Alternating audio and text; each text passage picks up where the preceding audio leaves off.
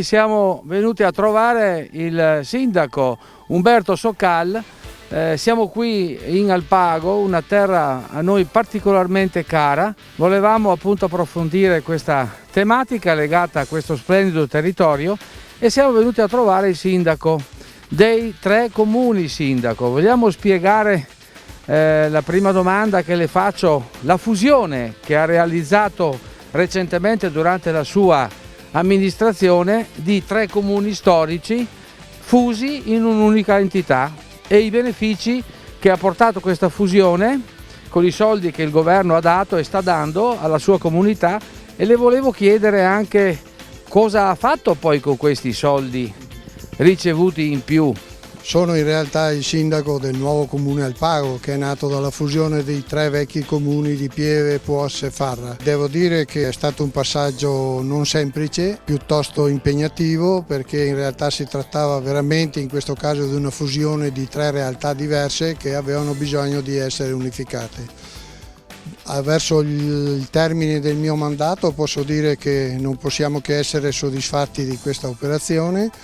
Siamo riusciti, come promesso, a ottenere la contribuzione legata al problema della fusione. Abbiamo ricevuto per ben 4 anni successivi 1.200.000 euro, che sono gli importi destinati per la fusione, che abbiamo utilizzato per lo sviluppo soprattutto del nostro territorio. Stiamo pensando a un bando che abbiamo fatto a favore delle nostre imprese. Stiamo parlando di oltre 200.000 euro che sono stati distribuiti. Stiamo parlando di opere pubbliche come il nuovo asilo di Farra del Pago, piuttosto che la nuova scuola media di Puos che nascerà a breve. Stiamo parlando della definitiva avvio delle attività per quanto riguarda la strada Plois-Pieve. Stiamo parlando di una serie di attività come la ristrutturazione sismica del municipio di Puos, che erano impegni già presi dai vecchi comuni, che però non erano riusciti a attivare perché gli mancavano le risorse di propria competenza. Risorse che appunto noi abbiamo utilizzato in base a quello che è stata la fusione.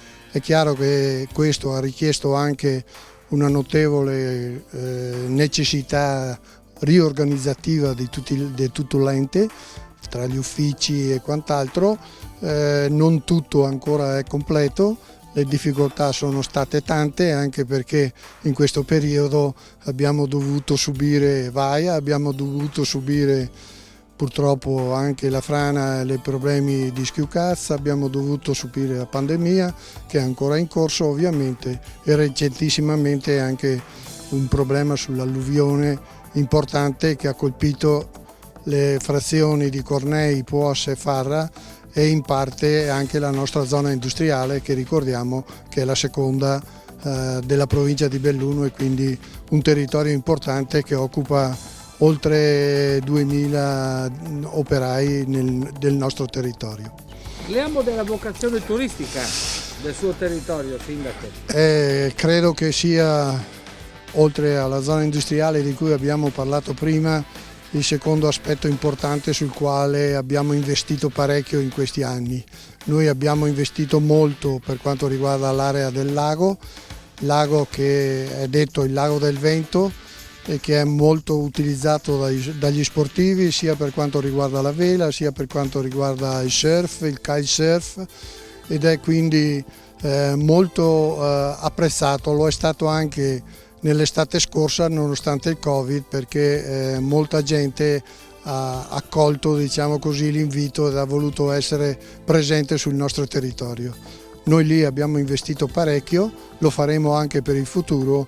Mi auguro che quello possa essere una svolta per quanto riguarda il nostro territorio, che trovandosi in una postazione a mio avviso importante, perché è a metà strada tra Venezia e Cortina, di cui tanto si parla in questo momento, siamo a un passo dall'autostrada e quindi facilmente raggiungibili, e siamo dedicati soprattutto allo sport, perché nel nostro territorio, oltre a quanto già accennato per il lago, c'è anche il discorso del della possibilità del volo dal Monte Dolara, c'è quel bellissimo territorio del Cansiglio che purtroppo non riusciamo a sfruttare come dovrebbe essere utilizzato, ma speriamo di poter, in collaborazione con la Regione Veneto e con Veneto Agricoltura, di poter investire nel futuro anche su quel territorio che merita la nostra attenzione.